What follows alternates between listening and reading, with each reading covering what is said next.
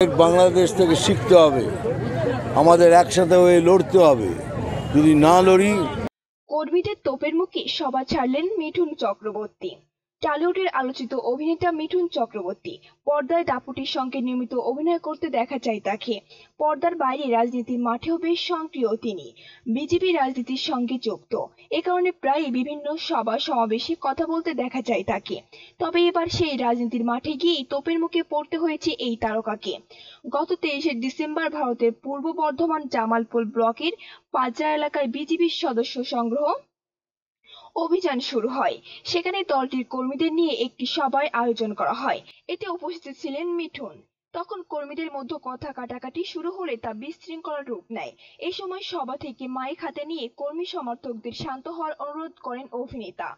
সংবাদ মাধ্যমের খবর অনুযায়ী এ সময় মিঠুন বলেন, আমি চাইলে ভালো কোনো হোটেলে থাকতে পারতাম, কিন্তু তা না করে কর্মীদের জন্য সব ছেড়ে সবাই চলে এসেছি। কিন্তু তার এই অনুরোধের পরও পরিস্থিতি নিয়ন্ত্রণে আসে না। ফলে অনেকটা বাধ্য হয়ে সভা না করে সেখান থেকে বেরিয়ে যান টলিউড তারকা। এরপর বর্ধমানে বিজেপির সদর কার্যালয়ে যান অভিনেতা মিঠুন। কিন্তু এখানে পৌঁছতে আম্বেদকর ইস্যুতে কেন্দ্র করে স্লোগান দিতে থাকেন তৃণমূলের কর্মী সমর্থকরা। বিপরীতে পাল্টা স্লোগান দিতে থাকেন বিজেপি কর্মীরা। এক পর্যায়ে দুই দলের কর্মী সমর্থকদের স্লোগান পাল্টা স্লোগানে উত্তপ্ত হয়ে ওঠে পরিস্থিতি। পরে অন্য রাস্তা দিয়ে কার্যালয়ে নেওয়া হয় অভিনেতাকে। এই অবস্থায় পরিস্থিতি নিয়ন্ত্রণে আনতে ঘটনাস্থলে পুলিশ বাহিনী মোতায়েন করা হয়। এদিকে এই ঘটনার ব্যাপারে দলের দ্বন্দ্বের কথা স্বীকার করেছেন রাজনীতিবিদ মিঠুন।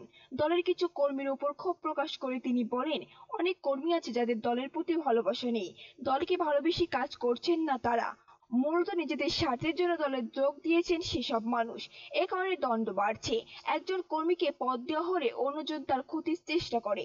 এজন্য রাজ্যের বাইরে থেকে নেতা এনে রাজ্য বিজেপি পরিচালনা সম্পর্কে রাজনীতিবিদ দিলীপ ঘোষের মন্তব্য প্রসঙ্গে তিনি কথা বলেন তিনি অনেক বড় নেতা, তিনি যেহেতু বলেছেন নিশ্চয়ই তাহলে কিছু ভেবে তবেই বলেছেন। আর সদস্য সংগ্রহ অভিযান নিয়ে এই অভিনেতা বলেন, জেলা সদস্য সংগ্রহ অভিযান এখনো পর্যন্ত ভালোভাবেই চলছে।